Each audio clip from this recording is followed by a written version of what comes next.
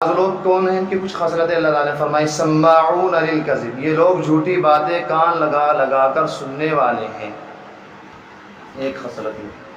اس کے بارے میں حضرات علماء نے بہت اچھی باتیں لکھی. میں نے بتایا تھا آج کی آیتیں بہت اہم ہیں، تو اس کے تحت لکھتے ہیں حضرات علماء، حضرات مفسرین کہ سماعون للکذب میں وہ لوگ بھی داخل ہیں جو ایسے علماء کی باتیں سنتے ہیں جو دنیا دار ہیں اور ان کی باتوں پر بغیر کسی تحقیق کے یقین کر لیتے ہیں.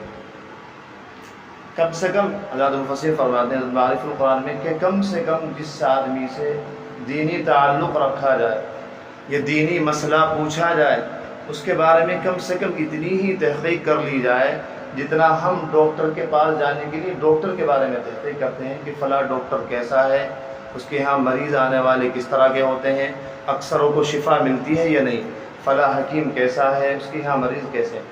کم سے کم اتنی تحقیق کر لی جائے کہ فلاں عالم حق ہے کہ یا نہیں، وہ کس طرح کا آدمی ہے، اس کی صحبت میں رہنے والے اکثر لوگ صحیح ہیں یا غلط ہیں، یہ سب کا ایسا ہی عام معاملہ چل رہا ہے، یا صرف جو بات اس سے سنی اندھے معتقد ہو کے اس کی باتوں پر یقین کر لیا. جیسے ایک عالمی طور پر ایک بہت بڑی جماعت ہے، اس کے ایک بہت بڑے امیر ہیں، اب وہ جو کہہ دیں اپنی زبان سے وہ حرف آخر ہے. دارالعلوم کا فتویٰ اس کے سامنے بیکار، مظاہر علوم کا فتویٰ اس کے سامنے بیکار، پوری دنیا کے علماء مفتیان کرام اس کے سامنے بیکار. امیر جماعت جو پوری دنیا کی واحد جماعت، جو امیر صاحب کہہ دیں وہ حرف آخر ہے، کچھ بھی ہو جائے اس کے علاوہ کرنا نہیں. تو ان کے بارے میں یہ سخت وعید ہے کہ یہ لوگ اندھے معتقد ہیں، بالکل متبع ہو رہے ہیں. ان کو تحقیق کرنی چاہیے تھی کہ یہ عالم، اس عالم کا معیار کیا ہے، یہ کس درجے کا عالم ہے. تجربے کار لوگوں سے پوچھتے ہیں. تو اس کے بارے میں فرمایا سماعون للکذب، یہ جھوٹی باتیں کان لگا لگا کر سنتے ہیں. ایک عالمی مقرر ہیں، بہت بڑے عالمی مقرر، بڑے عالمی دنیا عالمی پیمانے پر، ان کا کام یہ جھوٹی روایات، اکثر وہ پتہ نہیں کہاں سے حضرت نبی سیدنا و مولانا محمد رسول اللہ صلی اللہ علیہ وسلم سے سلسلہ نسب اٹھائیں گے، محمد ابن عبداللہ ابن عبد المطلب ابن ہاشم، اور لے کے جائیں گے حضرت آدم علیہ السلام. ایک صاحب ہے حضرت امام مالک رحمۃ اللہ علیہ کے سامنے یہ سلسلہ بیان کیا حضرت آدم تک، اللہ کے نبی پھر آپ کے والد. آپ نے فرمایا میں کون سے خبر دیتا ہے بھائی، کس نے اس کو بتایا حضرت آدم تک سلسلہ، یہ غلط ہے. صرف عبد مناف تک سلسلہ آپ صلی اللہ علیہ وسلم کا معتبر ہے، وہاں تک تذکرہ کرنا چاہیے، 8-10 پشتوں تک.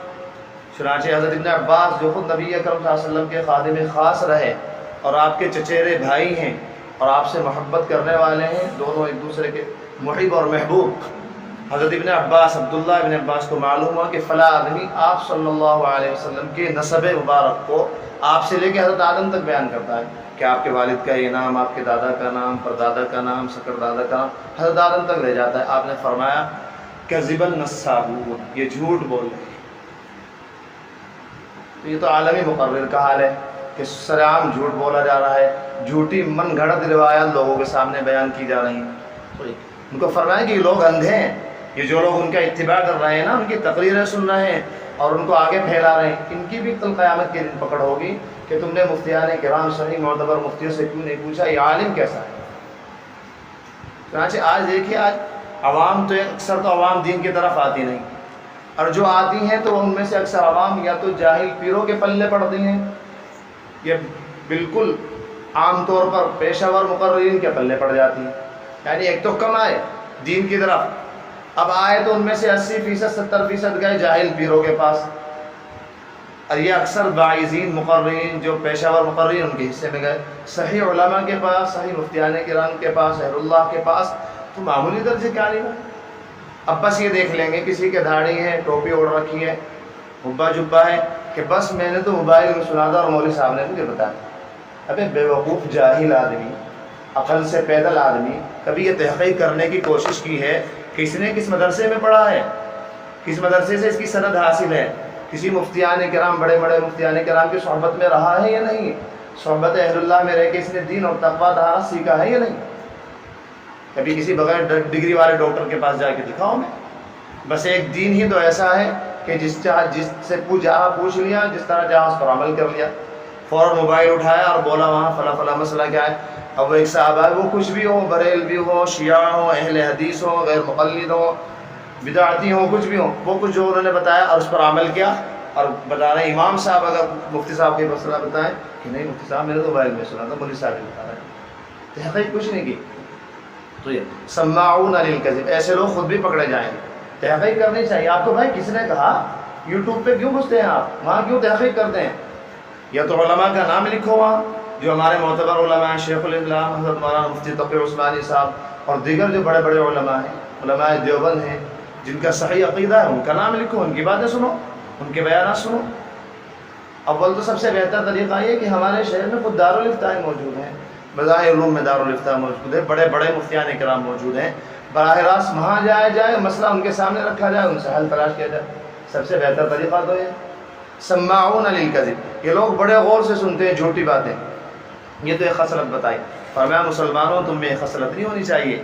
یہودیوں میں تو یہ خصلت تھی کہ جس چاہے عالم کی بات سن لی اور اس پر عمل کر لیا. لہٰذا احتیاط سے آج کے زمانے میں سوشل میڈیا کا جو فتنہ ہوا ہے، اس نے بالکل راہی صحیح کسر بھی چھوڑ دی. عوام کا جو تھوڑا بہت تعلق تھا علماء سے وہ بھی کٹ گیا.